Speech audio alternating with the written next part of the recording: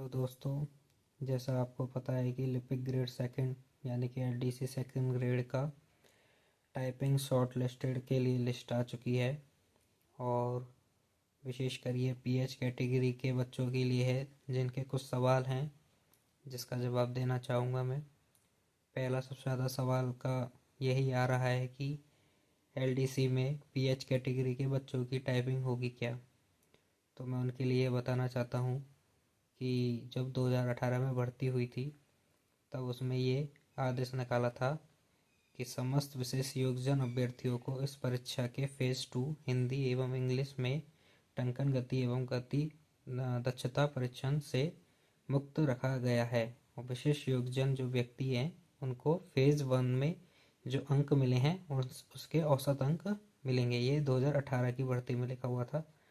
अब पूछ रहे हैं कि 2024 की भर्ती में तो ऐसा कुछ आया नहीं है, तो मैं उनको बता दूं कि 2024 के नोटिफिकेशन में ऑलरेडी ये उन्होंने लिख के दिया है, जो कि मैं आपको दिखा देता हूँ। लिखा हुआ है कि निःशक्त व्यक्तियों को उनके द्वारा फेज़ 1 में प्राप्त औसत अंक दिए जाएंगे। तो उनकी टाइपिंग टेस्ट जो पीएच कैटेगरी से हैं उनका टाइप टेस्ट नहीं होगा, ये बिल्कुल ध्यान रखें और निश्चिंत रहें। दूसरा है कि पूछ रहे हैं कि जो लिस्ट आई है शॉर्ट हैंड की उसमें कितने स्टूडेंट्स को पास किया है। तो उसका मैं बताना चाहूँगा कि टोटल 4197 पोस्ट पर भर्ती आई थी, तो लगभग इसके 3 गुना कैंडिडेट्स को शॉर्ट हैंड्स के लिए लिया गया है। आप इसका 4197 का लगभग 3 गुना कर लीजिए, करीब 12,600 के आसपास कैंडिडेट्स लिए गए हैं। ये हमने गिन के भी देख लिया है। ठीक है, तीसरा ये सवाल आ रहा था कि जब डॉक्यूमेंट वेरिफिकेशन के लिए कितने लोगों को बुलाया जाएगा। तो उसके लिए भी 2018 की जो वैकेंसी थी उसमें करीब 1.5 गुना बच्चों को बुलाया था।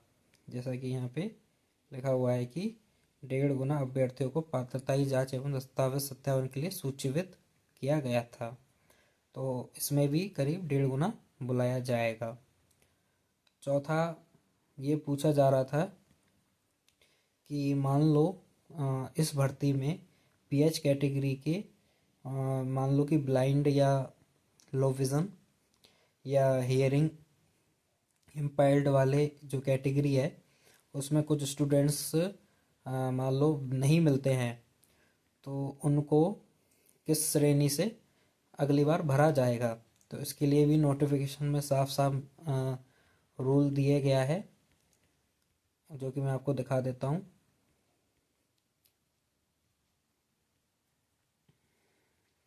इसमें देखो ये लिखा हुआ है कि राजस्थान दिव्यांगजन अधिनियम 2018 के अनुसार जहां किसी भर्ती वर्ष में कोई रिक्ति उपयुक्त बेंचमार्क दिव्यांगजन की अनुपलब्धता के कारण किसी अन्य कारण से भरी नहीं जाती है माना, तो ऐसी रिक्ति आगामी भर्ती में अग्रेषित की जाएगी। और यदि आगामी भर्ती में भी पीडब्ल्यू का कैंडिडेट नहीं होता है तो उससे प्रथमतः दिव्यांगजन की निर्धारित विभिन्न श्रेणियों में अंतर परिवर्तन कर दिया जाएगा। जैसे कि मानो कि 2018 की भर्ती थी और उसमें माना सीट्स आई थी सभी की अलग अलग, और माना कि ब्लाइंड की सीट्स खाली रह गई, तो वो सीट्स जो खाली रह गई थी वो 2024 की भर्ती में आ जाएंगी। ठीक है, अगर मान लो 2024 की भर्ती में भी अगर ये ब्लाइंड की सीट्स खाली रहती है तो अगली जो भर्ती आएगी एलडीसी की, तो वो उसमें क्या होगा कि सभी में बराबर रूप से चारों कैटेगरी में बांट दिया जाएगा। तो इस तरह से ये नियम है। अगर ऐसा भी अगर उसके अगली बार मतलब कि 2024 के बाद जो भर्ती आती है अगर उसमें भी ब्लाइंड के कैटेगरी के वो नहीं मिलते हैं कैंडिडेट्स, तो उन्हें नॉर्मल व्यक्तियों के द्वारा भर दिया जाएगा, जो कि लिखा हुआ है कि उपलब्ध नहीं होने पर दिव्यांगजन की अंतर परिवर्तन कर दिया है। अगर उस वर्ष भी दिव्यांगजन उपलब्ध नहीं होता है तो नियोक्ता उस व्यक्ति को दिव्यांगजन के अलावा अन्य व्यक्तियों से भर सकेगा। ठीक है, एक ये है। कुछ लोग ये पूछ रहे हैं, पांचवा क्वेश्चन ये था कि जो पीएच कैंडिडेट है उनको टाइपिंग में कितने नंबर दिए जाएंगे।